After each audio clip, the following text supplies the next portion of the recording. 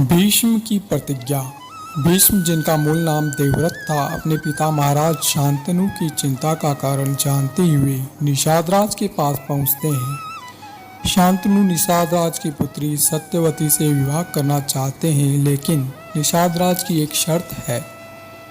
निषादराज शांतनु से, महाराज, मुझे आपको पुत्री के रूप में सत्यवती को देने में कोई आपत्ति नहीं है, किंतु मेरी एक शर्त है।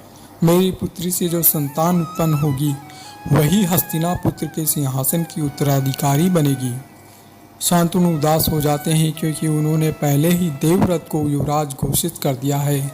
देवव्रत अपने पिता की उदासी का कारण जानकर निषादराज के पास पहुंच जाते हैं। देवव्रत दृढ़ता से, हे निषादराज, मैं महाराज शांतनु का पुत्र देवव्रत आपको वचन देता हूं कि आपकी पुत्री सत्यवती से उत्पन्न होने वाली संतान ही हस्तिनापुत्र के सिंहासन की उत्तराधिकारी होगी। निषादराज संदेश से, हे गंगापुत्र, मैं आपके वचन पर विश्वास करता हूँ, किंतु क्या होगा यदि भविष्य में आपकी संतान ने मेरी पुत्री की संतान का अधिकार छीन लिया। देवव्रत का चेहरा और भी दृढ़ हो जाता है। वह एक गहन प्रतिज्ञा लेते हैं। देवव्रत गंभीर और बुलंद आवाज में सभी दिशाओं और देवताओं को साक्षी मानते हुए, हे निषादराज, आपकी शंका का निवारण करने के लिए मैं आज भीषण प्रतिज्ञा करता हूँ।